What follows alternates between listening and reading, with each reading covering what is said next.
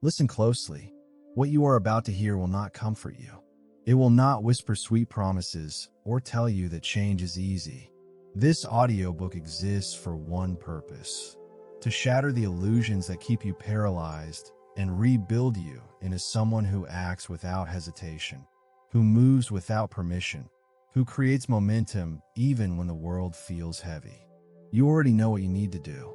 Deep down, beneath the noise and distraction, you know exactly what your life requires. The question is not what to do. The question is why you keep avoiding it. Why, despite knowing better, do you choose comfort over growth? Why do you negotiate with your potential instead of claiming it? Why do you wait for motivation that never arrives? Here is the truth that most people spend their entire lives avoiding. No one is coming to save you. Not your parents, not your friends, not some future version of yourself who magically feels ready. The cavalry is not coming. The perfect moment does not exist. The right time is a myth designed to keep you waiting forever. You are standing at the edge of your own transformation right now, and the only thing between who you are and who you could become is action. Raw, imperfect, uncomfortable action. This audiobook is not a collection of feel-good quotes that fade by sunset. It is not another motivational speech that pumps you up for an hour before you return to the same patterns. This is a manual for psychological warfare, a war against hesitation, a war against the version of you that settles, a war against the comfortable lies you tell yourself about tomorrow. What you will learn here goes deeper than tips and tricks. You will discover the hidden psychology behind resistance and why your brain fights you every time you try to change. You will understand how to rewire your identity so that discipline becomes as natural as breathing. You will learn to build habits so powerful that they carry you forward, even on days when you feel like giving up. Most importantly, you will learn how to act when you do not feel like it, especially when you do not feel like it, because that is where all transformation lives. Every chapter in this audiobook is designed to strip away one layer of the armor you have built around your potential. Each truth will feel uncomfortable because growth is uncomfortable. But discomfort is not your enemy. It is the signal that you are expanding beyond who you were yesterday. By the time you reach the final chapter, you will not just understand how to take action every day. You will feel incapable of staying still when your purpose demands movement. The people who change their lives are not special. They are not gifted with superhuman willpower or blessed with perfect circumstances. They simply decided that waiting was more painful than moving. They trained themselves to see hesitation as the enemy and momentum as the reward. They stopped asking if they felt ready and started asking what needed to be done. Then they did it, again and again, until action became their identity. You are holding the blueprint for that transformation. But here's what you need to understand before we begin. This will require something from you. It will demand that you face the parts of yourself you have been avoiding. It will ask you to let go of the stories that keep you small. It will force you to choose between the comfort of who you are and the power of who you could become. That choice will appear every single day in small moments that feel insignificant but compound into everything. So before you continue, ask yourself this question. Am I ready to stop negotiating with my excuses? Am I willing to do what is necessary, even when it feels impossible? Can I surrender the version of me that waits and become the version that moves? If your answer is yes, then what follows will change everything. Not because the information is magical, but because you will finally stop waiting for magic and start creating momentum. The war begins now, not tomorrow. Not when you feel ready. Now, this moment is the only moment you have. Every second you spend hesitating is a second stolen from the life you are meant to build. The person you are becoming is waiting on the other side of action. Let's go meet them. Chapter 1. The Battle Within. Why your mind fights you. There's a war happening inside you right now. You feel it every morning when the alarm sounds. You feel it when you know what needs to be done, but your body refuses to move. You feel in the gap between intention and action, between who you want to be and who you are settling for. This is not laziness. This is not weakness. This is biology meeting ambition, and understanding this battle is the first step to winning it. Your brain was not designed for the life you want. It was designed for survival. Deep within your skull, beneath conscious thought, ancient mechanisms are running programs written thousands of years ago. These programs have one goal: keep you alive. To your primitive brain, survival means one thing: safety. And safety means avoiding risk, minimizing energy expenditure, and staying in the familiar. Every time you try to change, every time you push toward growth, your brain interprets it as danger. Think about the last time you tried to start something new: a workout routine, a business, a creative project. You felt excited at first. Then, as the days passed, resistance crept in. Your mind began generating reasons to stop. It is too hard. I do not have time. Maybe I'm not cut out for this. This is not random. This is your survival brain activating defense mechanisms. It sees change as a threat to the comfortable patterns it has established. Even if those patterns are destroying you, they are familiar, and familiarity feels safer than uncertainty. This is why motivation fails you. Motivation is an emotion, and emotions are tools your brain uses to guide behavior. When something feels good, you move toward it. When something feels uncomfortable, you retreat. The problem is that growth lives in discomfort. Everything valuable in life, strength, confidence, mastery, wisdom, requires you to step into uncertainty. Your brain does not want you to do that. It wants you to stay exactly where you are, because staying put requires less energy and involves less risk. Most people lose this battle not because they lack discipline, but because they misunderstand what they are fighting. They think they need more willpower.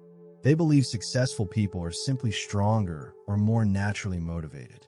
But the truth is that successful people feel the same resistance you do. They face the same whispers of doubt, the same pull toward comfort, the same temptation to quit. The difference is not what they feel. It is what they do with those feelings. Here is the shift that changes everything. You must stop trying to eliminate resistance and start learning to act in spite of it. Resistance is not a problem to solve. It is a reality to accept. Every single day, your brain will offer you reasons to delay, to retreat, to choose ease over effort. Every single day, you must recognize those whispers for what they are. Ancient programming try to keep you small. And every single day, you must choose to move forward anyway. The first weapon in winning this battle is awareness. You cannot defeat an enemy you do not see. Start paying attention to the voice in your head when action is required. Notice how it sounds reasonable, how it disguises fear as logic. Not today, maybe tomorrow. I will start Monday. I need to plan more before I begin. These are not thoughtful considerations. They are delay tactics. Your brain has learned that if it can convince you to postpone action long enough, you will eventually forget about it entirely. That is how dreams die, not in dramatic failures, but in quiet delays that accumulate into years of inaction. When you recognize resistance, name it, out loud if necessary. Say, "This is my brain trying to keep me comfortable. This is fear disguised as reason. I see you, but I am not obeying you." This simple act of naming resistance separates you from it. You're not your thoughts. You are the awareness observing your thoughts. That awareness gives you choice, and choice is where power lives. The second truth you must accept is this: readiness is a lie. You will never feel fully prepared to change your life. You will never wake up one morning and discover that all doubt has vanished, that confidence has magically appeared, that the path forward is clear and easy. Waiting to feel ready is the same as deciding never to start. Action creates readiness, not the other way around.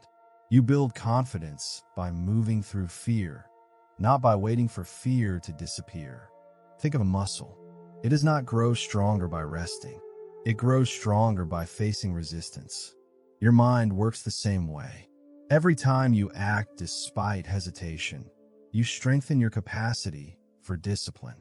Every time you choose discomfort over ease, you expand your threshold for growth. This is not about becoming fearless. It is about becoming someone who acts with fear, who moves through doubt, who takes the first step before clarity arrives. There is another element to this internal war that most people never consider: purpose. Your survival brain is powerful, but it is not the only force within you. Alongside the ancient drive for safety, there is a deeper hunger, a hunger for meaning, for growth, for becoming something more than you are right now. When you connect your actions to purpose, when you give your discipline a reason that matters more than comfort, everything shifts. Resistance still appears, but purpose becomes louder. Ask yourself, what would my life look like 1 year from now if I stopped negotiating with hesitation? What would become possible if I spend the next 12 months taking consistent action instead of waiting for perfect conditions? Make that vision vivid.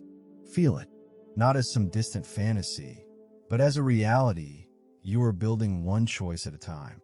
Let that vision pull you forward when your brain tries to hold you back. The battle within is not one you win once. It is a daily practice. Some days will feel easier. Other days will feel impossible. But every single time you choose action over avoidance, you send a signal to your brain. I am in control here, not you. With repetition, your brain begins to adapt. The neural pathways that once led to hesitation start to weaken. New pathways, forged through consistent action, begin to strengthen. What once required enormous effort starts to feel natural. Discipline transforms from something you force into something you are. Understand this. The hardest moment is always the moment before you begin. That is where resistance peaks. Your mind conjures every possible obstacle, magnifies every risk, amplifies every doubt. But the instant you take action, something miraculous happens. The resistance begins to dissolve. The task that seemed impossible 5 minutes ago suddenly feels manageable. This pattern repeats every single day. The anticipation is always worse than the execution. So when you feel that familiar weight of hesitation, when your mind starts listing reasons to wait, pause. Take one deep breath, then move. Do not think about the entire task. Do not overwhelm yourself with the big picture. Just take one small step. Open the document. Put on your shoes. Pick up the phone. Movement breaks the spell of resistance. Once you are in motion, momentum takes over. This is the battle within. It is not about destroying fear or doubt. It is about refusing to let fear and doubt make your decisions. It is about training your mind to serve your vision instead of sabotaging it. The war never completely ends, but with practice, you become the general commanding the battlefield instead of the soldier paralyzed by it. That shift is everything. That shift is freedom. And that shift begins right now, in this moment, with the choice to move forward despite every reason your mind offers to stay still. Chapter 2. The Myth of Motivation. Why waiting is killing you. If you scroll through social media for 5 minutes, you will drown in motivation. Quotes about never giving up. Videos of athletes training at dawn. Success stories designed to make you feel like anything is possible. You watch. You feel inspired. Your chest swells with possibility. Then the video ends. The feeling fades. And you are back exactly where you were, doing nothing. This is the trap. Motivation is not the key to action. It is the drug that keeps you addicted to dreaming instead of doing. Every time you consume motivational content without taking action, you train your brain to substitute inspiration for implementation. You feel productive because you felt something, but feeling is not progress. Watching someone else succeed is not the same as building your own success. Here is the hard truth. Motivation is unreliable because it is based on emotion, and emotion is the most unstable force in human experience. Some days you wake up ready to conquer the world. Other days you can barely get out of bed. If your ability to take action depends on how you feel, you will never build consistent momentum. You will live at the mercy of moods that shift like weather. Your progress will start and stop. Start and stop. You will spend your entire life waiting for the next surge of inspiration instead of creating the life you actually want. The people who achieve extraordinary things do not wait to feel motivated. They act regardless of how they feel. Let me say that again, because this is where most people get it wrong. Successful people do not have more motivation than you. They have more discipline. They have trained themselves to move forward whether they feel like it or not. They understand that motivation is often the result of action, not the cause of it. Think about how you feel after you finish a hard workout. Energized, proud, powerful. Think about how you feel after finally completing a task you've been avoiding. Relieved, confident, motivated to keep going. The feeling follows the movement. But before that first step, motivation does not exist. You create it by acting. You manufacture it through motion. Most people have this backwards. They tell themselves, once I feel motivated, I will start. But the formula is reversed. Once I start, I will feel motivated. Waiting for motivation is like sitting in a parked car waiting for momentum.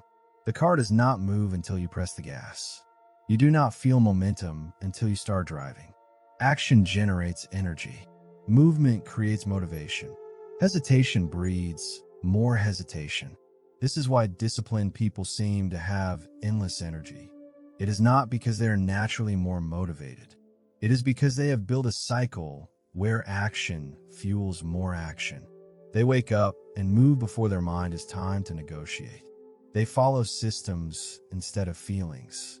They have made discipline a reflex, not a decision. By the time most people are still lying in bed, deciding whether to get up, disciplined people have already won the first battle of the day. You need to understand something critical. Motivation asks, do I feel like it? Discipline asks, is it necessary? These are not the same question. The first is driven by comfort. The second is driven by values. When you anchor your behavior to values instead of moods, you become unshakable. Your emotions will fluctuate. Your energy will vary. But your values remain constant. When action is rooted in purpose, it stops being optional. The myth of motivation also carries a hidden danger. It makes you believe that effort should feel exciting, that growth should be thrilling every single day. But real progress is rarely glamorous. It is repetitive. It is quiet. It is showing up when no one is watching, when there is no applause, when the work feels mundane. Motivation abandons you in those moments. Discipline carries you through them. Most people quit not because they fail, but because they get bored. They mistake the absence of excitement for the absence of progress. They think that if the work does not feel inspiring, they must be on the wrong path. But boredom is not a sign of failure. It is a sign of consistency. It means you are doing the work even when it is not novel, even when it is not fun, even when it is just another ordinary day. That is where mastery is built, in a boring, unglamorous repetition that no one celebrates. The myth of motivation also gives people permission to delay. It becomes an excuse dressed in wisdom. I'm just waiting for the right mindset. I need to get into the right headspace. I will start when I am ready. These statements sound reasonable, but they are traps. They are sophisticated ways of saying, I am afraid, so I am choosing to wait. But waiting does not reduce fear. It amplifies it. The longer you delay, the bigger the task becomes in your mind. The anticipation becomes worse than the action itself. Taking action without motivation is uncomfortable. It feels unnatural to move when your body and mind are screaming for rest. But this discomfort is the birthplace of power. Every time you act in the absence of motivation, you send a message to your subconscious. I am in control. Emotion does not dictate my behavior. I do. This reprograms your brain. Over time, you stop needing to feel inspired to begin. Action becomes your default setting. Here is the paradox that destroys the myth entirely. Once you stop chasing motivation, it shows up more often. When you act consistently, your brain begins associating effort with reward. It starts releasing dopamine not when you think about working, but when you actually work. The more you act, the better you feel. The better you feel, the easier it becomes to act again. You enter a self-sustaining loop where discipline creates motivation, and motivation reinforces discipline. So how do you break free from the motivation trap? You replace it with systems. Systems are structures that remove decision-making from the equation. Instead of asking yourself every morning whether you feel like working out, you simply work out at the same time every day. It is not a choice. It is a commitment. Systems turn behavior into routine, and routine turns effort into automation. Think of motivation like a spark. It can ignite a fire, but it cannot sustain it. Discipline is the fuel that keeps the fire burning. Sparks are unpredictable. Fuel is reliable. When you build your life on discipline instead of motivation, you stop being a victim of your emotions. You stop starting and stopping. You build momentum that carries you forward even on days when you feel like quitting. The shift happens when you redefine your identity. Stop saying, "I need to get motivated." Start saying, "I am the kind of person who takes action." When discipline becomes part of your identity, motivation becomes irrelevant. You do not need to feel inspired to brush your teeth or lock your door. You just do it because it is who you are. The same can become true for your goals.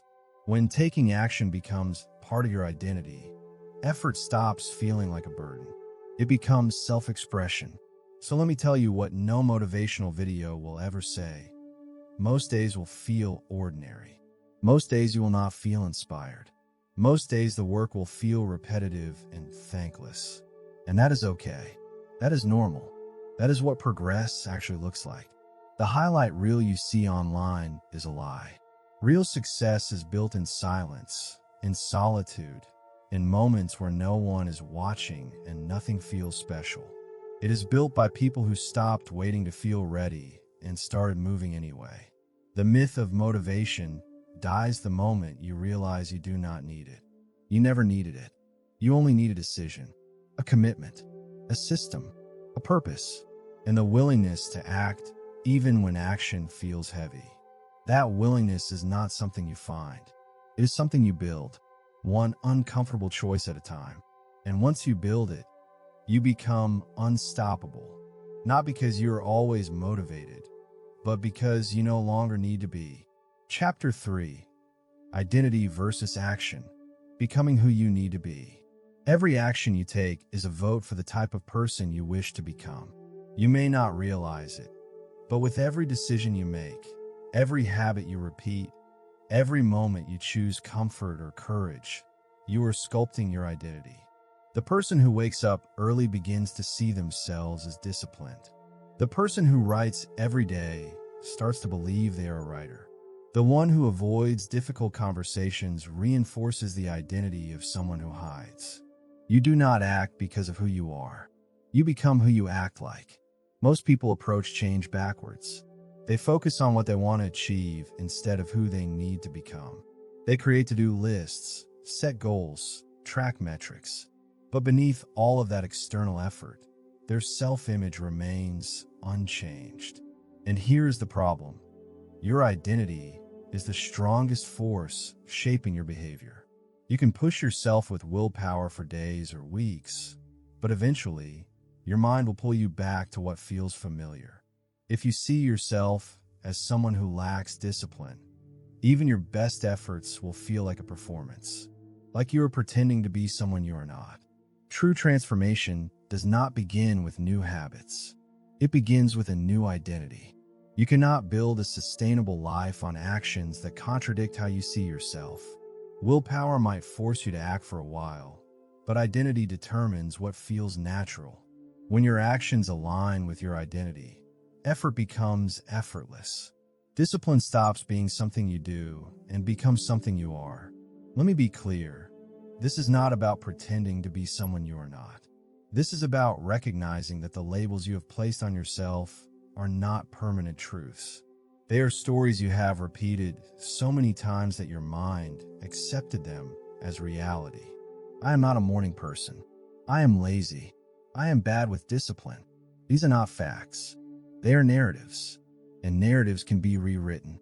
Start by observing the scripts running through your mind. Pay attention to the language you use when you describe yourself. Notice how often you reinforce limitations with your words. I'm trying to work out. I am attempting to be productive. This language signals that the behavior is foreign to your identity. It positions effort as something outside of who you are. Now imagine shifting that language. I am someone who takes care of my body. I am someone who values progress. This is not semantics. This is identity reconstruction. Your brain listens to the words you use. When you describe yourself as trying, your subconscious hears, "This is not really me." When you describe yourself as being, your subconscious accepts, "This is who I am." The moment you change your language, you begin reshaping the image your mind holds of you. You stop chasing transformation and start embodying it. But language alone is not enough. Identity is built through proof, and proof comes from action. Every time you follow through on what you said you would do, you create evidence for your new identity. Every workout is proof that you're disciplined. Every page written is proof that you are a creator. Every difficult conversation is proof that you are courageous. Small actions compound into undeniable identity. With enough repetition, your mind stops questioning whether you are that person. It knows you are because the evidence is overwhelming. This is why consistency matters more than intensity. A single massive effort might feel impressive, but it does not change your identity. Doing something once does not make you someone who does that thing. Doing it repeatedly, especially when it is hard, especially when no one is watching, that rewrites your self-concept. Identity is not built in moments of inspiration. It is built in moments of decision. The decision to show up when you do not feel like it. The decision to keep going when results are invisible. The decision to act like the person you want to become before you fully believe you are them.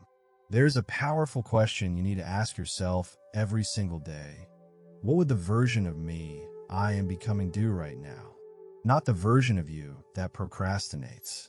Not the version weighed down by old patterns. The future version. The disciplined version. The focused version. The version who has already become what you are working toward. What would they choose in this moment? Then do that. Every time you act from your future identity, you collapse the distance between who you are and who you are becoming. This process requires you to let go of your old story. You cannot keep defending your limitations and expect to outgrow them. You cannot keep saying, "I've always been this way," and expect to change. Your past does not define your future unless you let it. The person you were yesterday made choices based on old programming. Today you have new awareness. That awareness gives you the power to choose differently. Most people fail to change because they cling to their old identity even as they try to build a new one. They say they want discipline, but they still call themselves lazy. They say they want success, but they still identify with struggle. You cannot serve two identities. One will always dominate. If your self-image is rooted in limitation, your actions will eventually reflect that limitation no matter how hard you push. Here is what most people miss. Transformation is not about becoming someone new. It is about uncovering who you were before fear, failure, and conditioning convinced you to play small. The strong, focused, relentless version of you already exists. You are not creating them from scratch. You are removing the layers of doubt and hesitation that have buried them.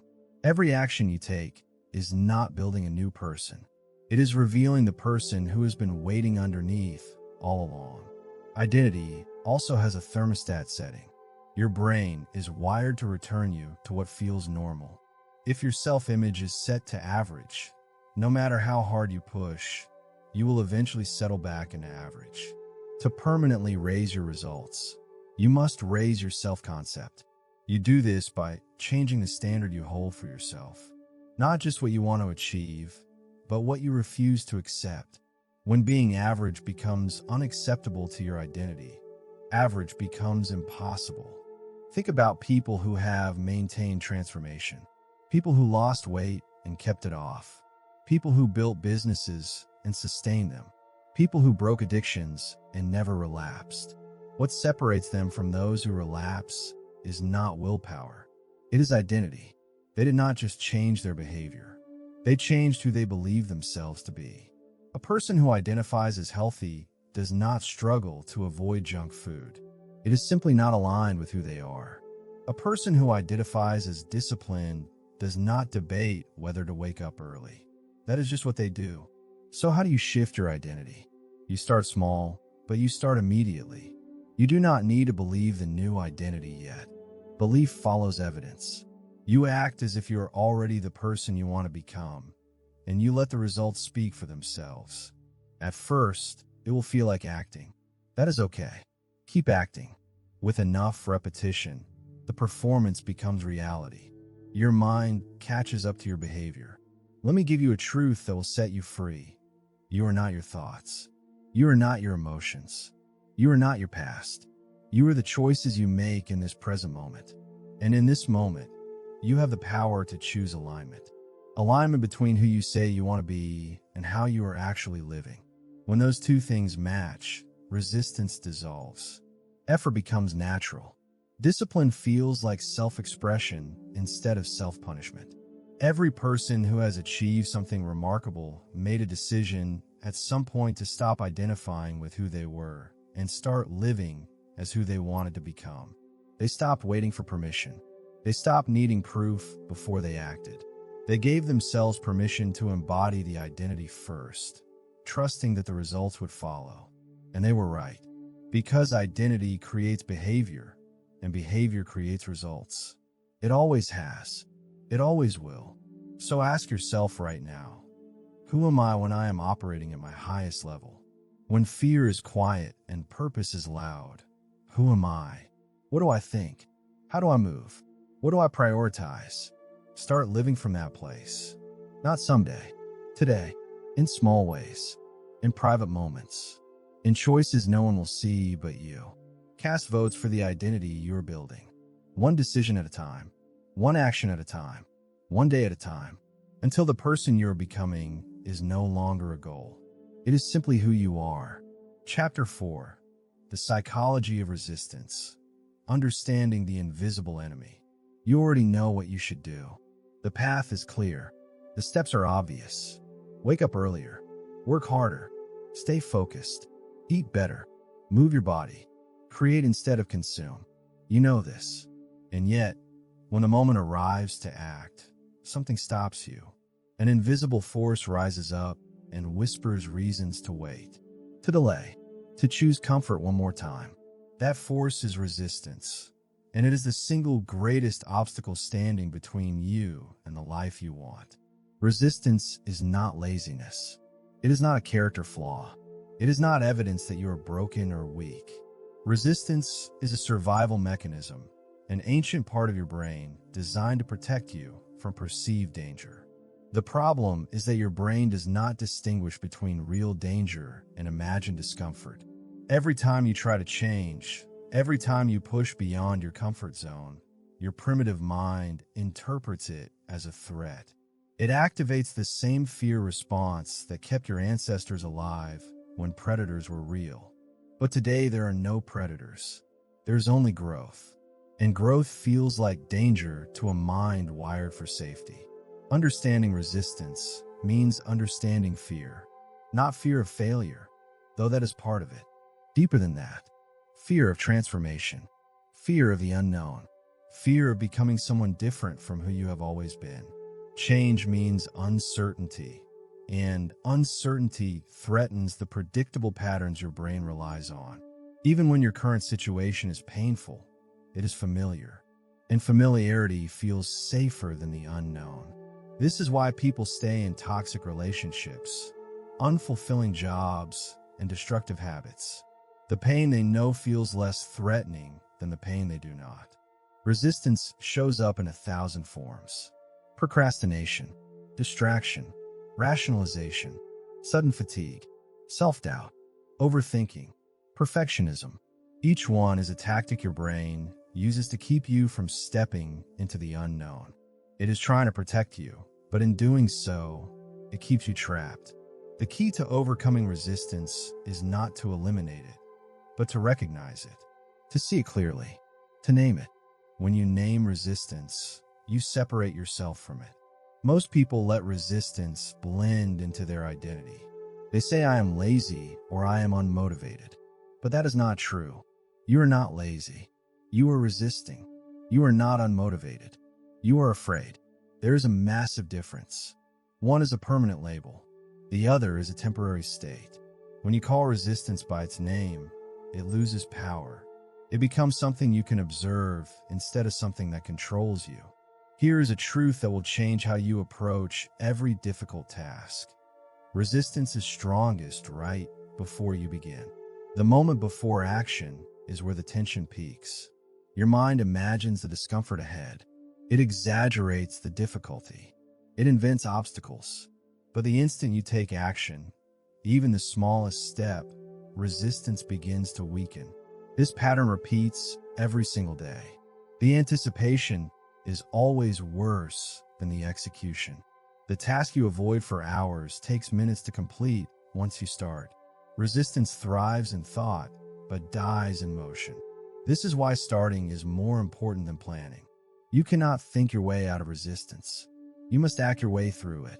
When you move, you shift from imagination to reality. You stop feeding the fear and start creating momentum. Action breaks the spell. This is why the first 5 minutes of any task are critical. If you can push through those 5 minutes, resistance loses its grip. Momentum takes over. What felt impossible suddenly feels manageable. But resistance is intelligent. It evolves as you do. When you overcome one form, it disguises itself as another. Early on, it might appear as obvious procrastination. Put off the task entirely. As you grow stronger, resistance becomes more subtle. It hides in perfectionism, convincing you that conditions are not quite right yet. It masquerades as burnout, telling you that you have done enough and deserve a break. It whispers that you need more information, more preparation, more clarity. All of it is the same voice. All of it is fear trying to keep you safe. One of resistance's favorite weapons is the question, what if I fail? This question seems reasonable. It sounds like wisdom, but it is a trap. Because the real question is not what if I fail. The real question is what if I succeed? What if this works? What if I become the person I am capable of being? That possibility is more terrifying than failure because it demands that you let go of every excuse you have been using to stay small. Failure lets you stay the same. Success requires transformation. To disarm this weapon, you must redefine failure. Failure is not the opposite of success. It is part of success. Every person who has achieved something meaningful has failed more times than those who never tried. Failure is data. It teaches you what does not work, so you can adjust and try again. The only real failure is refusing to act. When you accept that failure is inevitable and valuable, resistance loses one of its greatest tools. Another way to weaken resistance is through structure. When action is tied to routine, you remove the need for decision-making. Resistance feeds on choice. Every time you ask yourself, should I do this today? You give resistance an opening to argue. But when action becomes non-negotiable, when it is simply what you do at this time in this place, the argument ends. Structure does not restrict freedom. It creates freedom. It removes the mental tax of constant decision-making and redirects that energy toward execution. Your environment also plays a critical role. Resistance thrives in chaos. The more distractions, clutter, and temptations surround you, the easier it is for your mind to justify avoidance. Simplify your space. Limit your options. Create friction between yourself and your distractions. Make the right choices easy and the wrong choices hard. When resistance has fewer places to hide, it weakens. Your environment should be designed to support your goals, not sabotage them. Perhaps the most powerful weapon against resistance is purpose. When your actions are connected to something greater than comfort, you will endure almost anything. Discipline feels heavy when it serves nothing but ego.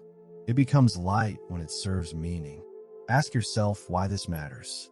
What is at stake if you stay the same? Who else benefits when you grow? Purpose transforms resistance into fuel. It does not eliminate the discomfort, but it makes the discomfort worthwhile. Resistance is also a signal. It appears in front of everything important. It is the gatekeeper standing at the threshold of your potential. The greater the resistance, the more significant the opportunity on the other side. When you feel resistance rise, you are not being warned away from something dangerous. You are being shown where growth lives. Use resistance as a compass. Move toward the things that scare you because those are the things that will set you free. There will be days when resistance wins. Days when you give in to comfort, when you procrastinate, when you lose focus. Do not turn those moments into self-destruction. Resistance feeds on shame. The more you punish yourself, the stronger it grows. Instead, see those moments as information. What triggered the resistance? What was I avoiding? What can I do differently next time? Then return to action. Every time you get back up, you weaken resistance's hold. Over time, you'll notice a shift. The things that once triggered massive hesitation now feel routine. The voice of fear grows quieter. You start to feel pulled by your goals instead of pushed by pressure. This is the reward of persistence. You realize that resistance was never an obstacle to avoid. It was a teacher showing you where to grow. The psychology of resistance reveals one final truth. Freedom is not the absence of struggle. It is the mastery of it. You will always feel resistance at the edge of your potential. But once you understand it, it no longer controls you. It becomes the rhythm you dance with, the signal that you are alive and expanding. So the next time you feel the urge to delay, remember this. Resistance is proof that you are standing at the doorway of change. It will whisper every reason to turn back. But your future is waiting on the other side. Take a breath. Take a step. Once you move, resistance loses its grip and you reclaim your power. The war is not won by avoiding resistance. It is won by walking through it every single day until resistance becomes a reminder that you are exactly where you need to be. Chapter 5. Discomfort is the door. Learning to love what hurts. If comfort were the goal of life, no one would ever grow. You would stay where you are, repeating what you know, clinging to what feels safe. But here is the truth that separates those who transform from those who stagnate. Every moment that has ever shaped you, every experience that made you stronger, every breakthrough that changed your trajectory began with discomfort. Discomfort is not your enemy. It is the doorway to everything you want. And learning to walk through that door voluntarily, repeatedly, courageously, is the skill that determines whether you live a life of expansion or a life of limitation. Most people misunderstand discomfort at a fundamental level. They treat it as a warning signal, a sign that something is wrong. When they feel uncomfortable, they retreat. They tell themselves they will start when they feel ready, when circumstances improve, when the stars align. But readiness never arrives. Circumstances never perfect themselves. The stars do not care about your timeline. Growth lives in chaos, in uncertainty, in a messy space between who you are and who you are becoming. Progress begins when you choose to walk through the door that most people spend their entire lives avoiding. The human brain is not designed for growth. It is designed for survival. And survival, in the ancient programming of your mind, means seeking safety and avoiding risk. Your brain rewards the familiar because the familiar is predictable. It punishes the unknown because the unknown could be dangerous. This is why comfort feels good even when it is slowly destroying you. This is why discomfort feels threatening even when it is actually saving you. Your relationship with discomfort is backwards, and transforming your life requires that you flip it. Think back to the most meaningful moments of your existence, the times you were most proud of, the experiences that defined who you are. They were not easy, were they? The first time you faced rejection and had to rebuild your confidence. The first time you failed publicly and had to get back up while everyone watched. The first time you pushed your body past what you thought was possible and discovered you were stronger than you believed. Each of those moments was saturated with discomfort, and each one gave birth to strength, clarity, wisdom, and self-respect. Discomfort, when faced intentionally, becomes the forge that shapes your character. When you avoid discomfort, you also avoid mastery. The musician who stops practicing when their fingers hurt never becomes virtuoso. The writer who quits when the words do not flow never finishes the book that could change their life. The entrepreneur who retreats to the first setback never learns the resilience required to build something lasting. Discomfort is not a wall blocking your path. It is a mirror reflecting the exact areas where you need to grow. The things that make you uncomfortable are not meant to stop you. They are meant to teach you. To transform discomfort into growth, you must first redefine what it means. Most people associate discomfort with danger, but discomfort is not danger. It is data. It tells you that something new is happening, something that challenges the old version of you. When you step into discomfort, your mind stretches, your perspective widens, your limits expand. This is how evolution happens at the individual level. One uncomfortable moment at a time. One choice to stay when your instinct is to flee. However, embracing discomfort does not mean seeking pain for its own sake. It does not mean being reckless or ignoring genuine warning signs. It means understanding that meaningful change always carries a cost. Every version of growth requires the death of a comfort zone. You must let go of who you were to become who you can be. The pain you feel in that transition is not punishment. It is the shedding of the old. It is proof that transformation is happening. There is a specific moment that occurs right before every breakthrough. And if you learn to recognize it, you gain immense power. It is the moment when you want to quit the most. When every fiber of your being screams that it is too much, that you are not cut out for this, that maybe this is not the right time. Your mind will flood you with reasons to stop. That moment is the test. The discomfort you feel in that moment is not a sign of failure. It is a sign of proximity. It means you are close. Most people turn back right there, right before they reach the threshold. The ones who push through discover that the fear was an illusion guarding their next level. Discomfort has another gift hidden inside it, and this one might be the most valuable. It reveals truth. When you are comfortable, it is easy to lie to yourself. You can pretend you're doing enough, that you are happy where you are, that you are in control. Comfort creates a soft cushion where delusions can thrive. But discomfort strips away the illusions. It shows you where you are weak, where you are afraid, where you still have work to do.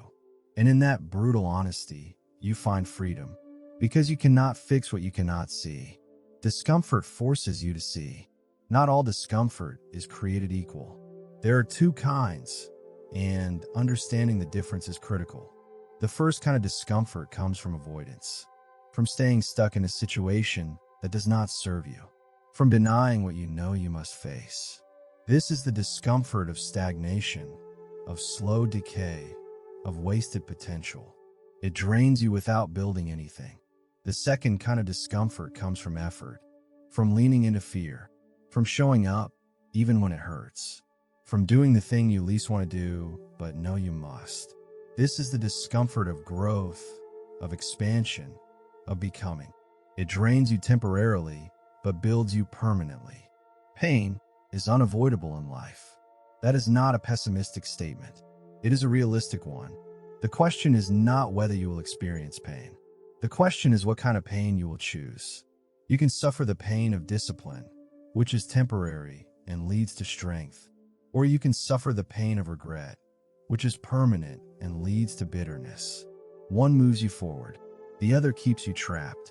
The source of your pain is up to you. When you start to see discomfort as the door instead of the wall, everything changes. You stop asking, how do I avoid this? And start asking, what is this trying to teach me? Every challenge becomes a message. Every fear becomes feedback.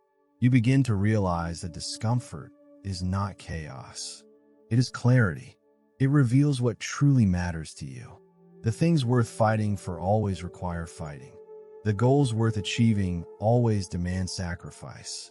Discomfort is the price of admission to the life you actually want. Let me tell you something about comfort that no one talks about. Comfort kills potential. It does it slowly, quietly, so gradually that you do not notice until years have passed. When you chase only comfort, you live a small life. You may feel safe, but you will also feel restless. That restlessness is your soul rebelling against stagnation. It is the voice of your potential screaming to be unleashed. Comfort zones are prisons built from soft walls. You cannot grow inside them because there is no pressure, no resistance, no reason to evolve.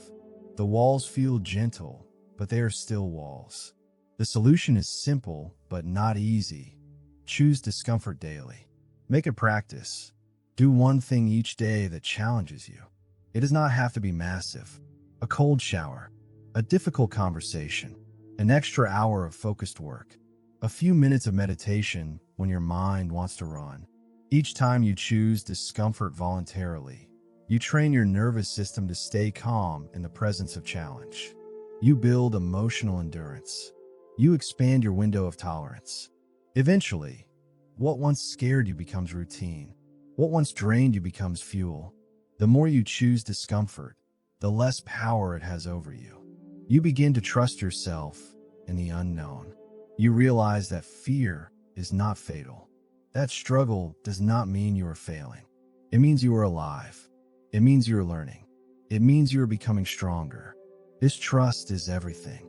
It transforms your relationship with life itself. Instead of avoiding challenges, you start seeking them. Instead of fearing uncertainty, you start welcoming it. Because you know that on the other side of every uncomfortable moment lives a more capable version of you. Discomfort is not the barrier to success. It is the bridge. Every person who has built something extraordinary, who has lived a life that matters, who has become someone others look up to, has done so by walking through discomfort repeatedly. They understand that ease is the enemy of excellence. They understand that the best things in life, deep relationships, meaningful work, physical strength, mental clarity, all require you to endure discomfort. They have made peace with pain because they know it is the currency of growth. The next time you feel that tightness in your chest, that hesitation before taking a step forward, that voice saying this is too hard, pause. Do not run. Do not retreat. Recognize that feeling for what it is. It is the door. And beyond that door lies the version of you that you have been trying to reach. The stronger version. The braver version. The version who does not need comfort to feel whole. You do not have to feel ready to walk through. You just have to walk through. Discomfort will never disappear entirely. That is not the goal. The goal is to change your relationship with it. Instead of seeing it as something to fear, see it as proof that you are growing. The stronger your tolerance for discomfort, the wider your world becomes. The more you can endure, the more you can achieve. The more you can face, the freer you become. Growth begins at the edge of comfort.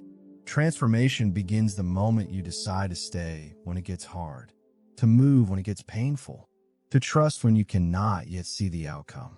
The secret to progress is not avoiding discomfort. It is mastering it. It is realizing that everything you want, confidence, freedom, power, peace, discipline, all of it waits on the other side of what scares you. So the next time you feel fear rise, take a deep breath. Smile at the discomfort. Thank it for showing you where your potential lies. Then step through the door. Because discomfort is not the end of your journey. It is not a sign to turn back. It is not evidence that you are on the wrong path. Discomfort is the clearest signal that you are exactly where you need to be. It is the beginning of who you are meant to become. Walk through it every single time. and watch as your life transforms into something you never thought possible. Chapter 6. Micro Wins, Massive Momentum. The compounding power of small actions. Most people fail not because they lack the ability to achieve big goals, but because they underestimate the power of small victories. They wait for grand breakthroughs, for life-changing moments, for something that will flip a switch inside them and make everything easy. But transformation rarely happens in explosions. It happens in whispers, in tiny, consistent actions that seem insignificant in the moment, but compound into something extraordinary over time. Momentum does not come from intensity. It comes from consistency. One push-up today does not build a strong body. One page written does not create a finished book. One healthy meal does not transform your health. But one push-up every day for a year builds a body that intimidates. One page every day for a year creates a manuscript that changes lives. One healthy choice repeated consistently rewires your entire relationship with food. The magic is not in the size of the action. The magic is in the repetition. We live in a world that glorifies outcomes and ignores process. People celebrate the championship without acknowledging the thousands of hours spent practicing in empty gyms. They praise the best-selling author without seeing the rejected manuscripts and early morning writing sessions. They admire the successful entrepreneur without understanding the failed businesses and sleepless nights that came before. The truth is that great lives are not made in leaps. They are made in inches, in small, unglamorous moments that no one sees but you. Micro wins matter because they rewire your brain at a neurological level. Every time you complete a task, no matter how small, your brain releases dopamine. This chemical does not just make you feel good. It reinforces the behavior that triggered it. Over time, through repeated small wins, your brain begins to associate effort with reward instead of pain. This is how you build momentum from the inside out. You begin to crave progress instead of fearing it. Action starts to feel good. The biggest mistake people make when trying to change is attempting too much too soon. They set enormous goals, expecting to transform everything overnight. They create elaborate plans that require perfect conditions and flawless execution. Then, when results do not appear instantly, when life disrupts the plan, when perfection proves impossible, they lose motivation. This creates a destructive loop. High ambition followed by burnout. Excitement followed by disappointment. Starting followed by stopping. Over and over again. The solution is counterintuitive. Lower the barrier to action. Start so small that failure is impossible. If you want to build a habit of reading, start with one page. If you want to meditate, start with 1 minute. If you want to exercise, start with putting on your workout clothes. The goal is not to achieve some impressive result immediately. The goal is to show up, to prove to yourself that you can do what you said you would do. Once you have that proof, momentum grows naturally. Think of momentum like a flywheel, one of those massive wheels that takes enormous effort to move at first. You push, and it barely budges. Every rotation feels impossibly heavy, but with each push, it gets slightly easier. The wheel begins to move faster. Eventually, it spins on its own with minimal effort. The same principle applies to your habits, your discipline, your entire life. The beginning is the hardest part. Every small win adds energy to the system. Eventually, the system sustains itself. Movement becomes effortless. The reason most people never reach their potential is that they quit too soon. They underestimate how powerful those early, imperfect efforts are. They think small wins do not count. They want dramatic progress, immediate validation, visible results. But in reality, small wins are everything. They are proof of possibility. They are evidence that you can change. They are the foundation upon which everything else is built. The first step is always the hardest, not because it requires the most effort, but because it requires the most courage. It is the step where you have no momentum, no evidence of success, no proof that it will work. You are acting purely on faith. But that first step changes everything. It shifts you from thinking to doing, from planning to executing, from potential to kinetic. Once you take that step, the next one becomes easier. Not easy, but easier. One of the greatest truths about action is that it multiplies. When you take one step, your brain begins looking for the next. When you finish one small task, you naturally want to complete another. Psychologists call this the progress loop. Your brain is wired to seek completion. So once you begin, it wants to keep going. That is why the hardest part of any task is starting. Once momentum takes over, the work becomes easier. Often, you look up and realize you have done far more than you intended. Micro wins also protect you from perfectionism, that silent killer of dreams. When you focus on small, achievable progress, you stop obsessing over flawless results. You learn to value the act of showing up more than the outcome. This shift is liberating. It frees you from the constant pressure to perform perfectly. It allows you to fall in love with the process instead of being tormented by expectations. Perfection is fragile. Consistency is unbreakable. If you want to force yourself to take action every day, you must lower your expectations and raise your standards. Lower your expectations of what each day must look like. Not every day will be your best day. Not every session will feel inspired. Some days you will give 70%, and that is okay. But raise your standard for showing up regardless.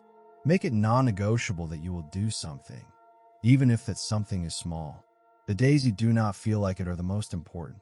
Every small win on those days counts double because it proves that you are not driven by mood, but by commitment. Momentum is not just physical. It is emotional and psychological.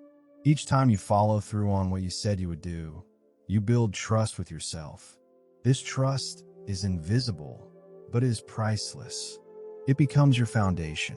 Most people do not trust themselves because they have spent years breaking promises to themselves.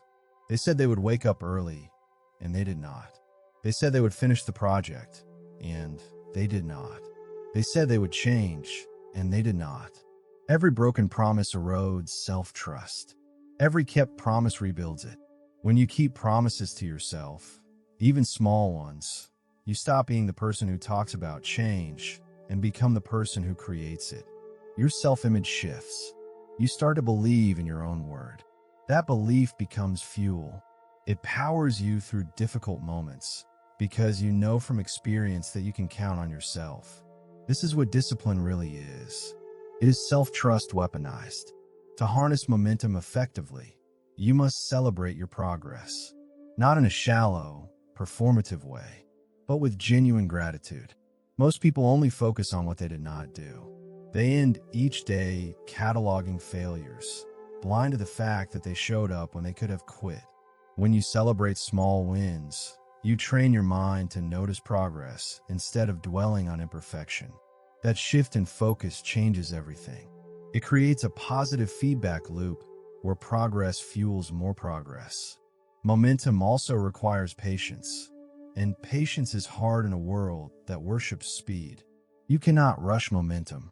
It builds slowly, quietly, invisibly. For weeks or months, you might not see external results. That is when most people quit.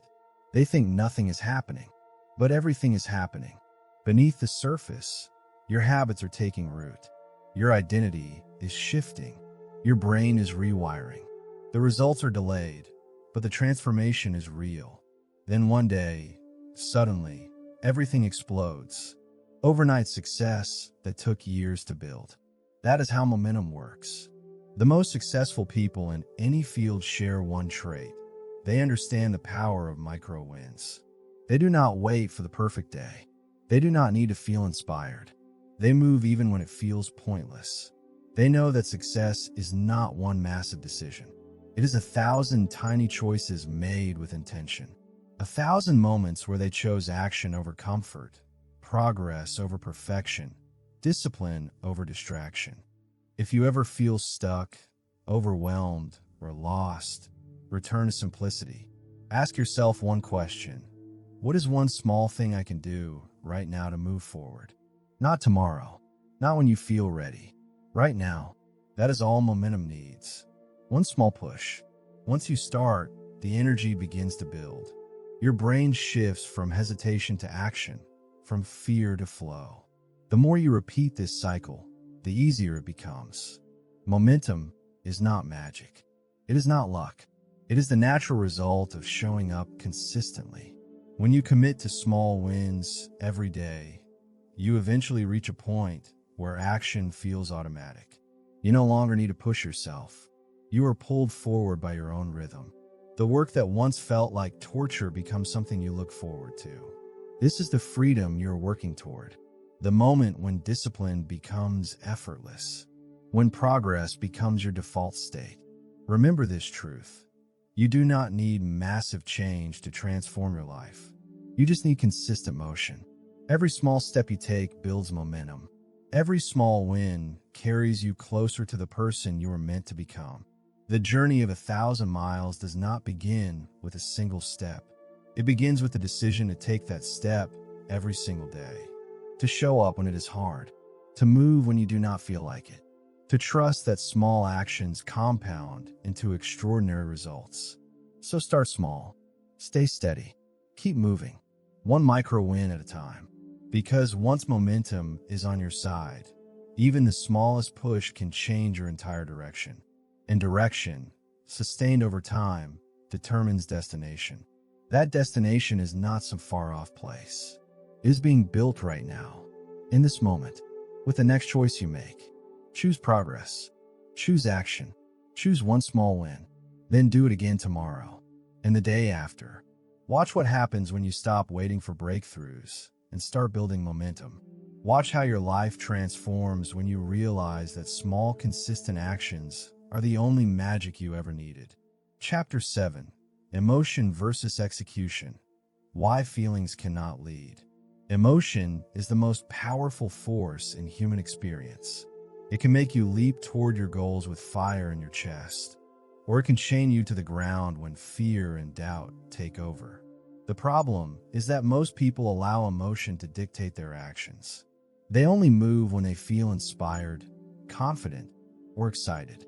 They wait for the right mood before they start.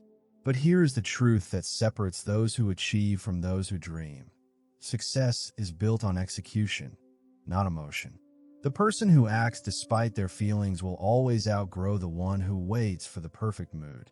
You have experienced this pattern countless times. You wake up with plans, telling yourself that today will be different.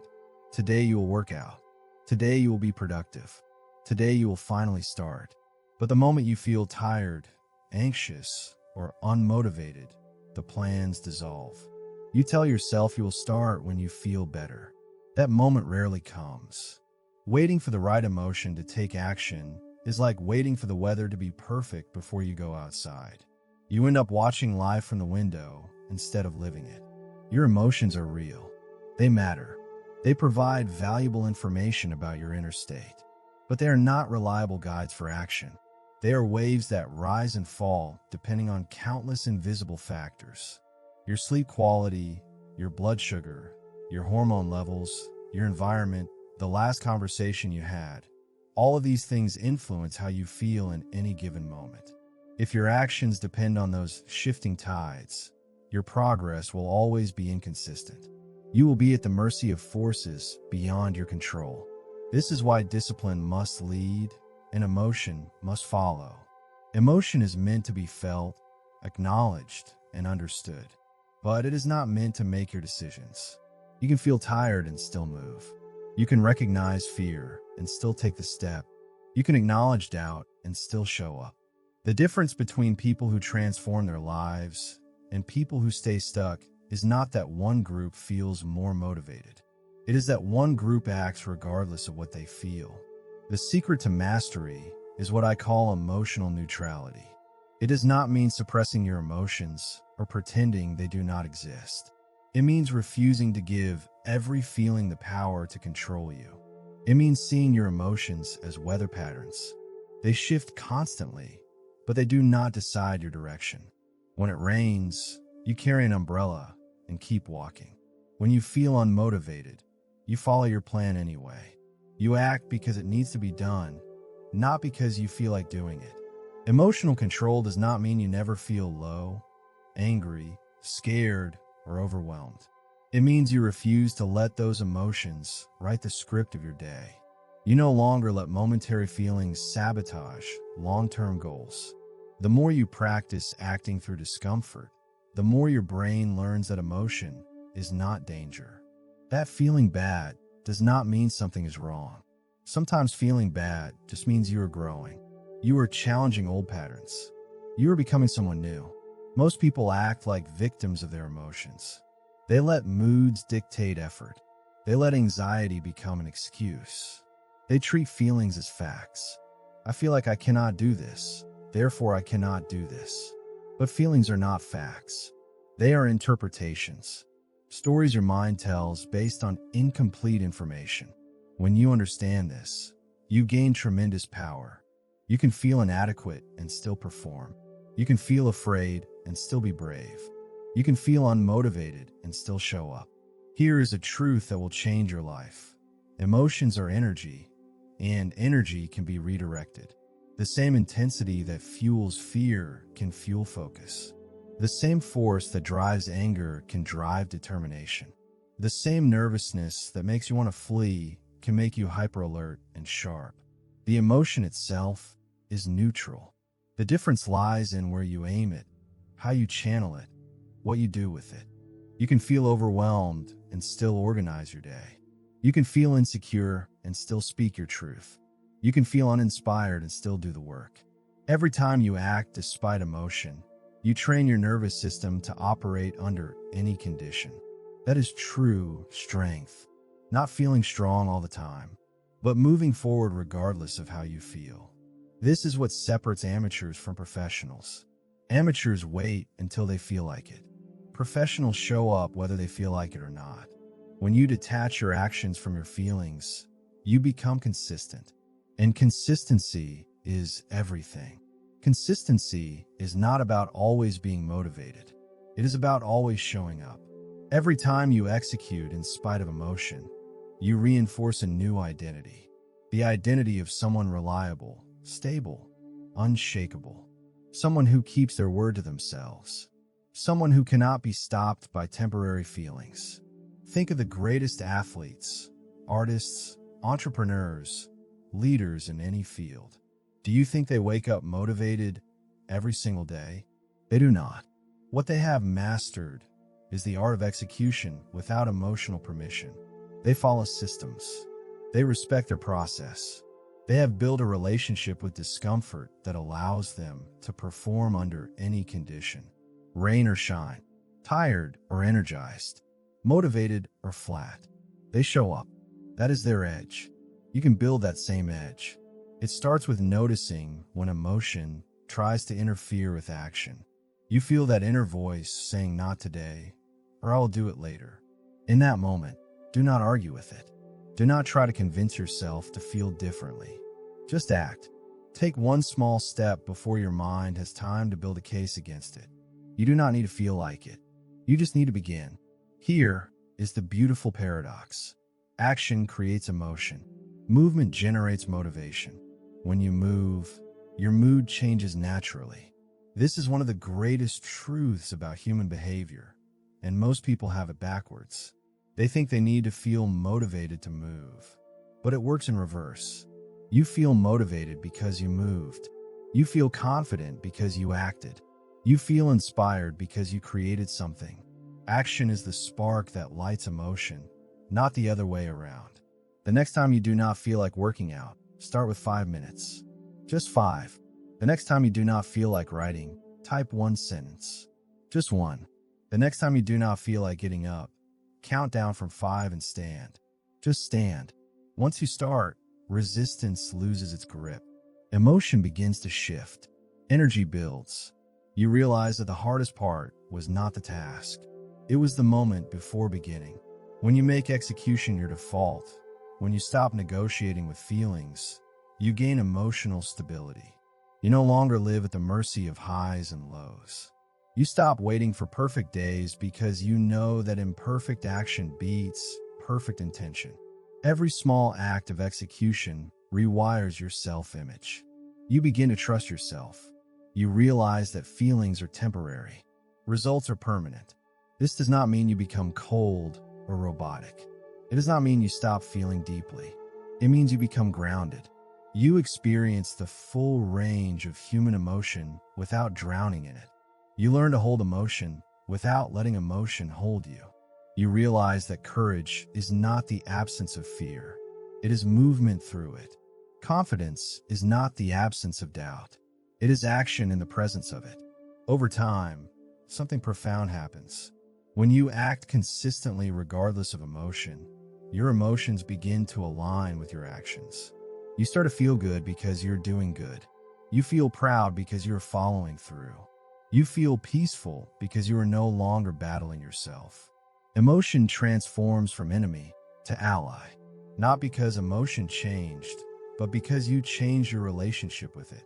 The balance between emotion and execution is what defines mastery. You are not here to eliminate emotion. You are here to guide it. You are not here to feel ready. You are here to create readiness through movement. The moment you act despite hesitation, despite fear, despite doubt, you send a message to your subconscious. I am in control. Feelings are passengers, not drivers. That message, repeated daily, rewires your entire operating system. So the next time you do not feel like it, remember this truth. Your feelings are visitors. They come and go like clouds across the sky, but your goals remain. Your purpose endures. Your potential does not care how you feel today. Do not let temporary emotions make permanent decisions. Take the step even if your hands shake. Do the work even if your heart doubts. Act first. Feel later. Because the person who executes without waiting for perfect emotion is the one who builds a life of freedom, confidence, and unstoppable progress. The person who lets emotion lead stays trapped in an endless cycle of starting and stopping, hoping and hesitating, dreaming and deferring. You are not that person anymore. You are the one who acts. Regardless. Every day. No matter what. That is who you are becoming. And emotion will follow where discipline leads. Chapter 8. Building Unbreakable Habits. The architecture of your future. Your habits shape your life more than your goals ever will. Goals set direction, but habits determine destination. What you do occasionally changes almost nothing. What you do every day changes everything. The truth is that your habits are the invisible architecture of your future. They quietly decide who you become, what you achieve, how you feel, and what becomes possible. If your habits are weak, your potential stays locked away. But if your habits are strong, even small daily actions lead to massive transformation over time. Most people fail to build lasting habits because they rely on motivation instead of structure. They start with enthusiasm, filled with excitement about who they are going to become. But the moment life gets hard, the moment motivation fades, they stop. They tell themselves they lack discipline. But the truth is they lack a system. Habits are not built on willpower. They are built on design. You must create an environment and a routine that make the right actions automatic and the wrong actions difficult. Discipline is not about doing extraordinary things. It is about doing ordinary things with extraordinary consistency. It is not glamorous. It is not exciting. Most days it feels boring. But that boredom is where power lives. When you can show up on boring days, on hard days, on days when nothing feels special, you are building something unbreakable. Repetition in silence. That is the secret. The kind of repetition that turns effort into instinct. When you repeat a behavior long enough, it stops being something you do and becomes part of who you are. You no longer have to think about it. You no longer have to force it. It happens automatically like breathing. That is the ultimate goal. To reach a point where doing the right thing is easier than doing the wrong thing. Where discipline feels effortless because it has become your default. That is freedom. Habits are not formed overnight. They are carved into your identity one small choice at a time. Every time you follow through, even in a tiny way, you cast a vote for the person you want to become. One workout is a vote for health. 1 hour of focused work is a vote for success. One act of kindness is a vote for character. Each vote reinforces your identity. At first, the votes feel insignificant, but they accumulate. And when enough votes are cast, your identity shifts. You become the person those habits created. The most powerful way to build unbreakable habits is to focus on identity, not outcomes. Most people approach habit building backwards. They say, I want to lose 20 pounds, or I want to make $100,000. But those are results. Those are external. True transformation starts when you shift the question inward. What kind of person achieves those results? What kind of person do I need to become? Instead of chasing outcomes, embody the identity. The goal is not to run 5 miles. The goal is to become a runner, not to write a best-selling book, to become a writer, not to meditate every day, to become someone who values stillness and presence. When identity leads, behavior follows naturally, because you are not trying to do something foreign. You are expressing who you are. To make habits stick, simplicity is your greatest weapon. Complexity kills consistency. Most people design perfect plans that require perfect conditions. They map out elaborate routines that demand flawless execution. Then life happens. Things get messy. The plan falls apart, and they quit. Real progress is not built on perfection. It is built on small, sustainable steps that fit into your actual life. Not your ideal life, your real life. Start small enough that you cannot fail. If you want to build a habit of journaling, write 1 sentence. If you want to build a habit of exercise, do 5 push-ups. If you want to build a habit of reading, read 1 page. The size does not matter at this stage. What matters is repetition. What matters is proof that you can show up. Small wins create trust. Trust fuels momentum. Momentum makes everything easier. Your environment is another critical piece of this puzzle. Your surroundings shape your behavior more than motivation ever will. If your environment makes bad choices easy, you will eventually make bad choices. If your environment makes good choices easy, you will stay consistent without needing willpower. This is design, not discipline. Set up your space to support your habits. Remove distractions. Keep what serves your goals within reach. Make success the path of least resistance. Every habit follows a pattern. Cue, behavior, reward. The cue triggers the action. The action produces a result. The result reinforces the habit. To build a lasting habit, make the cue obvious, the behavior simple, and the reward satisfying. This is how you train your brain to crave discipline instead of fearing it. For example, if you want to meditate each morning, place your meditation cushion where you cannot miss it. Sit for just 2 minutes. When you finish, give yourself a moment of gratitude or a sip of your favorite tea. Your brain learns that discipline feels good. The challenge is that most people confuse feeling good with being good. They chase instant pleasure instead of delayed fulfillment. Every bad habit offers an immediate reward with a delayed cost. Sugar tastes good now. Health problems come later. Every good habit offers a delayed reward with an immediate cost. Exercise is hard now. A strong body comes later. Growth feels difficult at first because the cost is paid up front. But over time, the balance flips. The things that once required willpower become sources of joy. To make habits unbreakable, eliminate decision fatigue. The more decisions you make in a day, the more mental energy you drain. Each decision, no matter how small, depletes your willpower reserves. Build routines that remove unnecessary choices. Eat similar breakfasts. Work out at the same time. Do your most important task first thing in the morning. Routine is not restriction. It is liberation. When your actions become predictable, your results become inevitable. Accountability strengthens habits. Tell someone your commitment. Track your progress publicly. We rise to the standards of the people watching us. But the most powerful form of accountability is internal.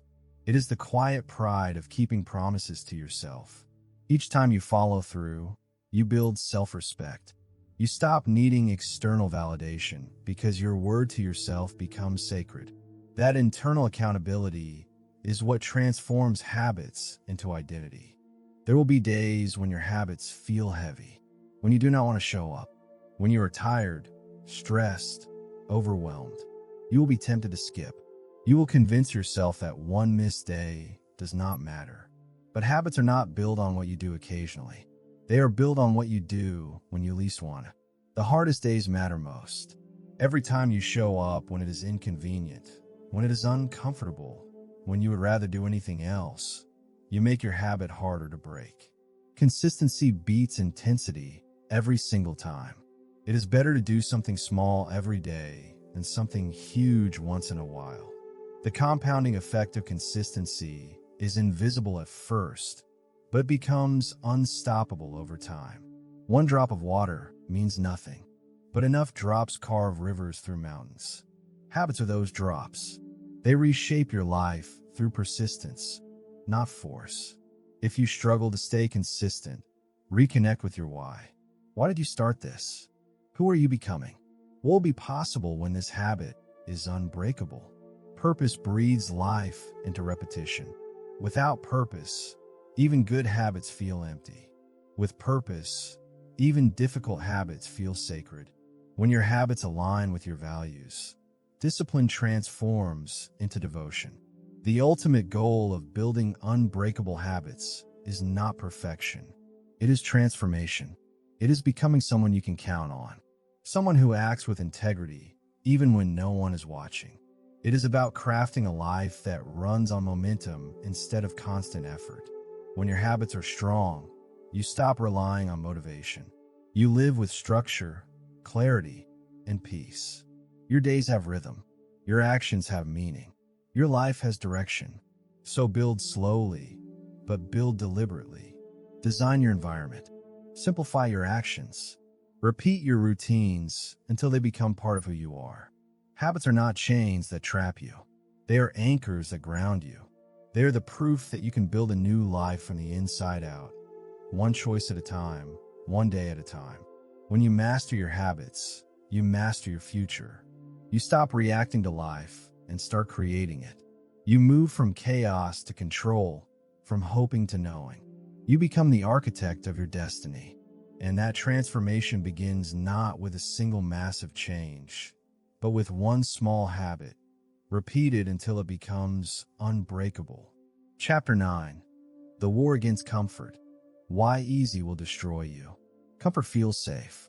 It feels warm. It feels like exactly what you deserve after a long day, a hard week, a difficult year. But comfort is one of the most dangerous traps you will ever face. It disguises itself as peace, as rest, as self-care.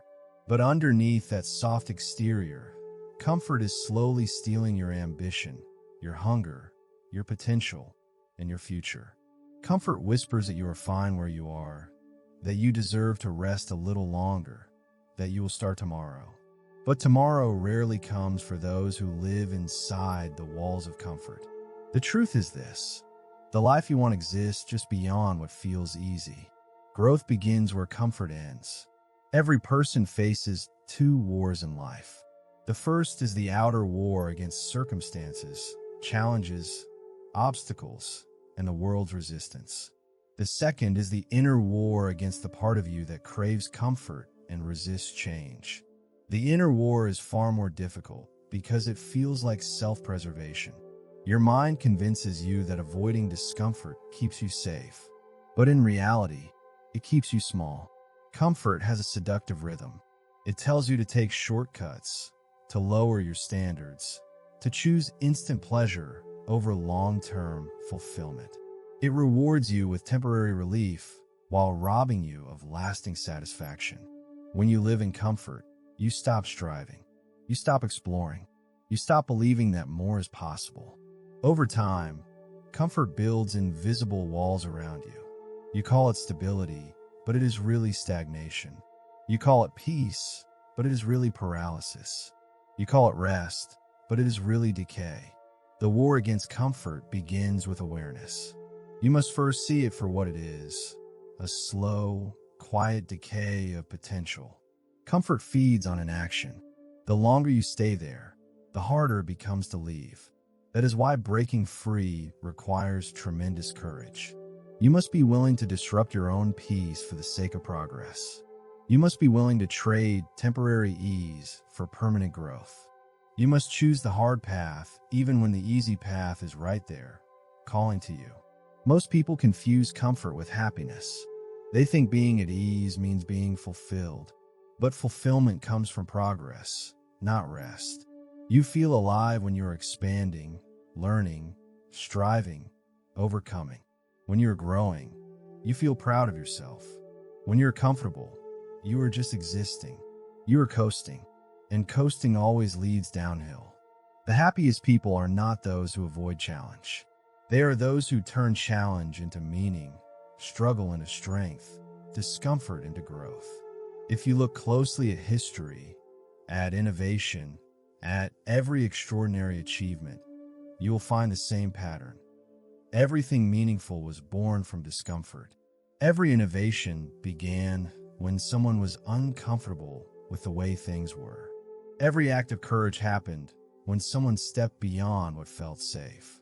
Every great transformation started when someone chose uncertainty over comfort. Discomfort creates. Comfort consumes. Discomfort builds. Comfort erodes. To win the war against comfort, you must start treating it like an enemy in disguise. Every time you hesitate, every time you procrastinate, every time you choose the easy path, pause and ask yourself, is this comfort or alignment? Is this rest or avoidance? Is this peace or stagnation? Comfort numbs you. Purpose wakes you. Comfort asks what feels good. Purpose asks what matters. The difference is simple, but it is everything. The human brain was not designed for modern comfort. It evolved for challenge, for survival, for movement, for problem solving. Your ancestors faced real threats every single day. They had to hunt, build, fight, adapt. Their brains were forged in fire. Your brain carries that same wiring, but modern life has removed most of the challenges. When life becomes too easy, when everything is convenient, when comfort is abundant, your mind creates its own problems to fill the void. That is why people who have everything still feel anxious, restless, empty. Comfort dulls the edge of your instincts. It turns strength into softness, focus into distraction, drive into apathy. The cure is not more ease. It is more purpose. It is deliberately choosing challenge. It is seeking discomfort intentionally because you understand that discomfort is where growth lives. The key to mastering this is building a relationship with discomfort. Instead of running from it, learn to respect it. Each time you lean into discomfort, you expand your capacity for life. What once felt unbearable becomes familiar. What once terrified you becomes manageable. That is how confidence is built, not by avoiding fear, but by facing it so many times that it loses power over you. Start small if you must, but start. Take cold showers. Wake up earlier than you want. Have the difficult conversation. Speak when silence feels safer. Do the thing that makes your chest tighten and your palms sweat. Each act of intentional discomfort is a small rebellion against mediocrity. Over time, you will begin to crave challenge instead of comfort. Your threshold for stress will rise. Your tolerance for mediocrity will shrink. You will start to see struggle as fuel instead of friction. Comfort kills dreams slowly. It does not announce itself.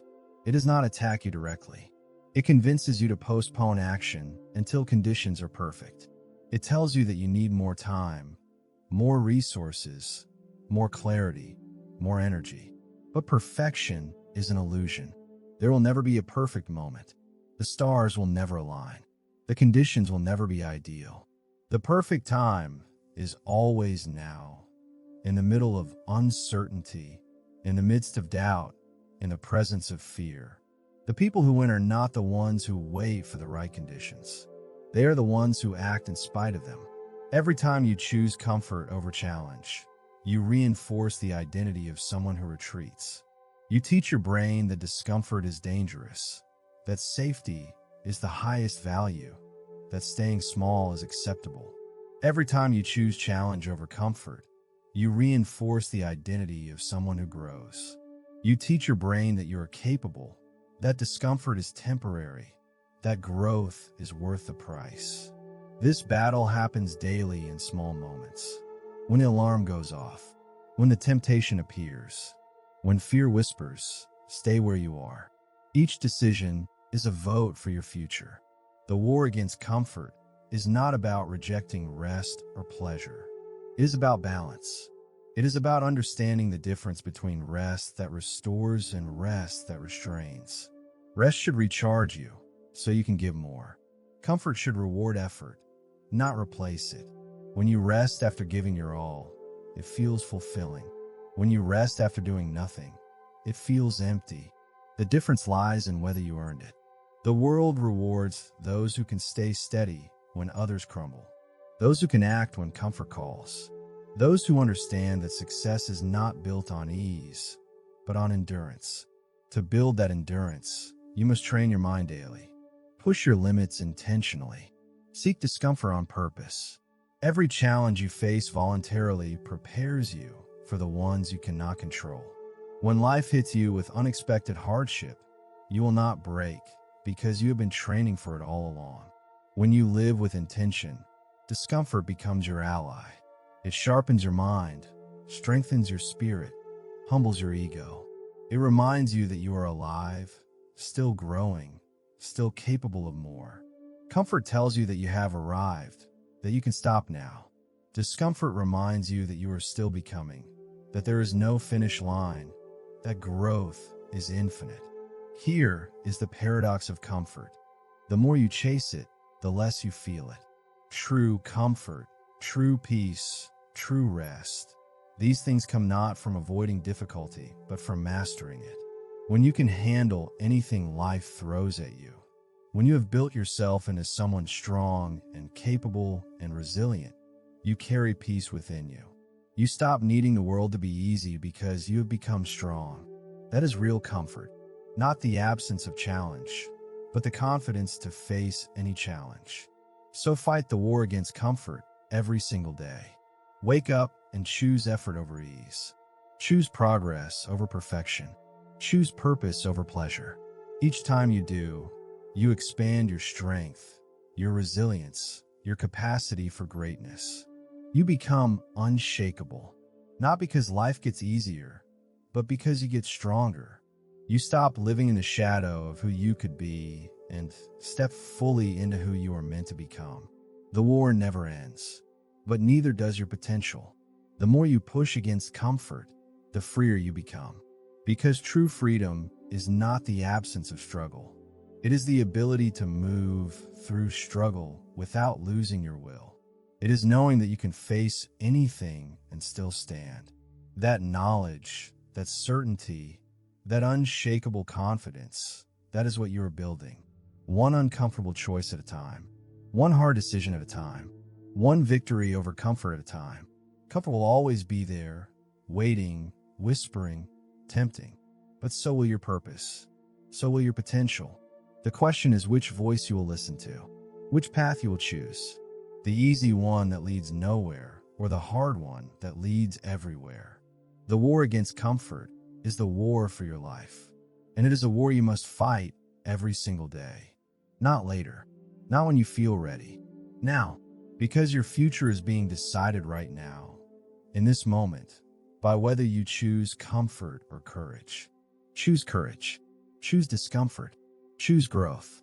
And watch as everything you ever wanted begins to appear on the other side of everything you once avoided. That is where your life is waiting. Not in comfort, but beyond it. Chapter 10. Becoming Unstoppable. The final transformation. There comes a point in every person's journey when they realize that the goal is not just to achieve, but to become. You do not become unstoppable by accident, by luck, by talent, or by timing. You become unstoppable when you stop negotiating with weakness, when you stop retreating at the first sign of discomfort, when you stop waiting for the world to hand you permission to move forward. You become unstoppable when your identity, your habits, and your purpose fuse into one clear direction that cannot be shaken by circumstance, emotion, or opposition. Being unstoppable is not about never failing. It is about refusing to stay down. It is about rising again and again, no matter how heavy the fall, no matter how many times you hit the ground. The world does not respect perfection. The world respects resilience.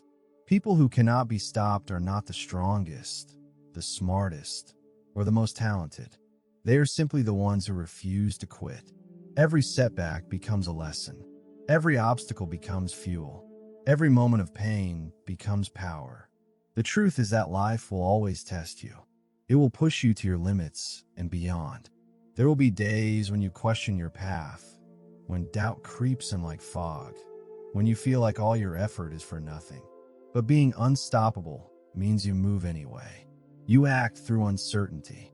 You trust that even the hardest moments are shaping you into someone capable of more. You understand that the fire that burns you is also the fire that forges you. Unstoppable people are not driven by emotion. They are guided by commitment. They understand that progress is built on discipline, not motivation. They have trained their minds to keep moving forward even when they do not feel like it. Every time they choose consistency over comfort, they sharpen their edge. Every time they do the hard thing when no one is watching, they build invisible strength. Over time, that strength becomes unbreakable. It becomes their foundation, their shield, their weapon. To become unstoppable, you must first understand what stops you. Most people are not defeated by failure. They are defeated by hesitation. They overthink. They delay. They talk themselves out of action. They create elaborate plans, but never execute them. Fear does not kill dreams. Paralysis does. The cure for hesitation is movement. Action dissolves doubt. Once you move, even a little, clarity begins to return. Motion reminds you that you are capable, that you are alive, that you are still in control. The unstoppable mindset is built on ownership. Total, complete, uncompromising ownership. You stop blaming circumstances. You stop waiting for the right time, the right people, the right opportunity. You realize that no one is coming to save you. And that realization, as terrifying as it might feel at first, is what sets you free. Ownership is power. When you take full responsibility for your results, you also claim full control over your future. Nothing is given to you, but nothing can be taken from you either. There will always be people who underestimate you. Let them. There will always be moments when you feel unseen, unappreciated, undervalued. Use them. The unstoppable person does not need external validation because they have found meaning in the work itself. They know that the journey is the reward. Each step forward, no matter how small, is proof of progress. Each day of showing up is a victory. The world opinion becomes irrelevant when your purpose is clear. To become unstoppable, you must learn how to master your mind. Your thoughts will always try to protect you by keeping you in the familiar. Your brain will present reasons to stop, to slow down, to play it safe. But comfort is not your friend. Growth is. Every time your mind whispers that it is too hard, remind yourself that it is supposed to be. Ease does not change you. Pressure does. Struggle does. Pain does. Each challenge you face is a test of alignment. Are you truly committed, or are you still waiting for things to get easier? The path to becoming unstoppable requires what few are willing to give: relentless persistence. Not the kind that burns out after a few weeks, the kind that endures, the kind that lasts. It is not about going fast. It is about never stopping. Some days you will move with fire, with passion, with energy that feels limitless. Other days you will crawl, barely able to put one foot in front of the other. But as long as you move, you are winning. The pace does not matter. The direction does. Unstoppable people understand that success is not a straight line. It is a messy, chaotic process of progress and pain, of wins and losses, of breakthroughs and breakdowns. The difference between them and everyone else is that they keep going when others stop. They know that pain is temporary, but quitting makes it permanent. They know that every delay, every detour, every failure still moves them closer to mastery. Because failure is not the opposite of success. It is part of success. It is the tuition you pay for growth. You do not need to have everything figured out to be unstoppable. You just need to have enough courage to keep showing up. Confidence is not the absence of fear. It is faith in your ability to handle fear. You build that faith by taking action, even when the outcome is uncertain. You stop waiting for perfect conditions because you realize that perfection is the enemy of progress. You move with what you have, from where you are, toward where you want to be. Becoming unstoppable is also about protecting your energy. You cannot rise if you are surrounded by people who drain your drive. Be ruthless with your circle. Spend time with those who challenge you to be better, not those who make excuses for staying the same. Energy is contagious. If you surround yourself with people who complain, who doubt, who settle, you will absorb that energy. But if you surround yourself with people who build, who strive, who refuse to quit, you will absorb that too. Choose your environment like you choose your habits. Deliberately, intentionally. To be unstoppable, you must become a student of life. Never stop learning. Never stop evolving. Never stop growing. The moment you think you know it all, you begin to decline. Curiosity keeps you sharp. Humility keeps you grounded. Growth keeps you alive. The world is constantly changing, and if you stop adapting, you become obsolete. Stay hungry. Stay curious. Stay open. That is how you remain relevant, powerful, and unstoppable. There is a moment that defines every unstoppable person. The moment they stop being afraid of starting over. They realize that nothing they lose can destroy them because everything they need is already within them. When you understand that, you become truly free. You stop clinging to the past. You stop fearing change. You start living with purpose, with clarity, with absolute certainty that you can rebuild no matter what happens. Being unstoppable is not about being fearless. Fear will always be there. It is part of being human. Being unstoppable is about being courageous enough to act in the presence of fear. Fear loses its power the moment you face it. Courage is not something you are born with. It is something you build, one act at a time. You do not wait for courage to arrive. You create it by acting despite fear. And every time you do, you grow stronger. The final step in becoming unstoppable is surrendering to the process. You stop trying to control every outcome. You learn to trust your effort, your discipline, your vision. You understand that patience is part of power. You do not rush your growth because you know that every struggle is sculpting you into something greater. You let go of the need for immediate results and embrace the long game. Because the long game is where legends are made. One day you will look back and realize that the person you became was forged in fire. Every late night when you wanted to quit but did not. Every rejection that made you question everything. Every moment you felt alone and kept going anyway. All of it shaped you. That is what it means to be unstoppable. To be the kind of person who turns pain into wisdom, fear into focus, struggle into strength, failure into fuel.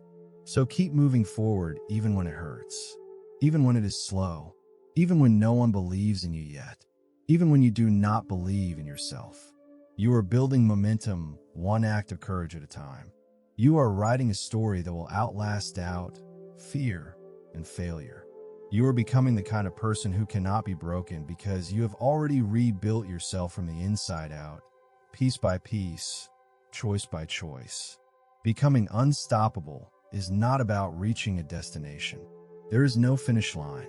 It is about becoming the kind of person who cannot be stopped by circumstances, emotion, or time. You become the storm that moves mountains, the fire that refuses to die, the light that shines even in the darkest moments. You are no longer waiting for the right moment. You are creating it. You're no longer asking what if. You are saying I will. You are no longer chasing permission.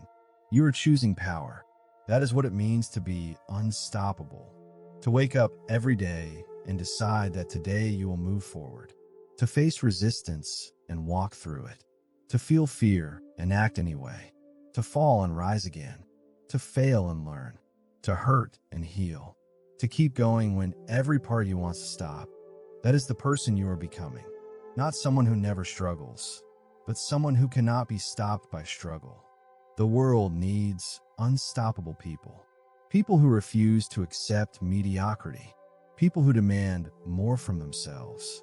People who understand that life is not about waiting for perfect conditions, but about creating perfect commitment. People who know that discipline is freedom, that struggle is growth, that discomfort is the door. You are becoming that person. Right now, in this moment, with every choice you make, with every action you take, with every time you show up when you do not feel like it.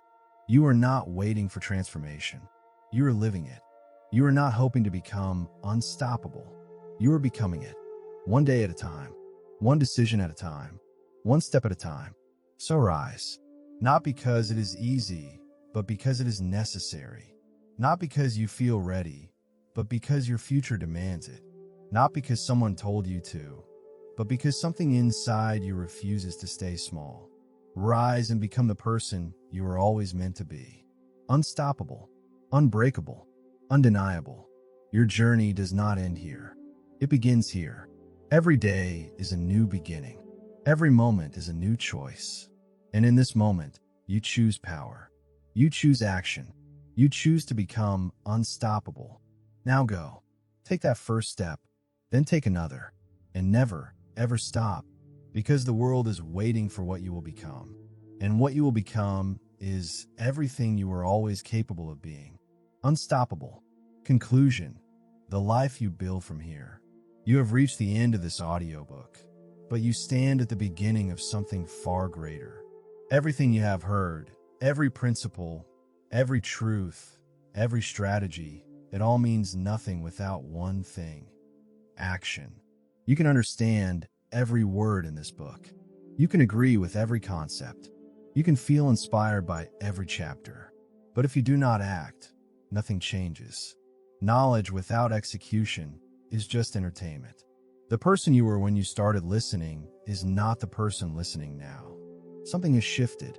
You have been given a map. You have been shown the path.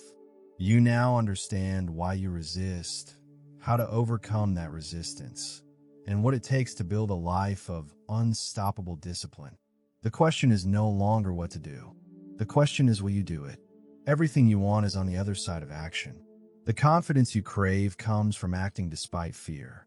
The discipline you admire in others comes from showing up when you do not feel like it. The life you dream about comes from building it one choice at a time. You do not need more information. You do not need another book, another video, another speech. You need to close this audiobook and move. Right now, today, this moment. Start small if you must. Take one action today that aligns with who you want to become. Just one. Do not think about tomorrow. Do not worry about next week. Focus on now, on this moment, on this single choice. That is all transformation requires. One moment of courage, then another, until courage becomes your default, until action becomes your identity. The battle within will never fully end. Resistance will always appear. Comfort will always call. Fear will always whisper. But now you know what those voices are. You can see them clearly. And seeing them means they no longer control you. You are awake now.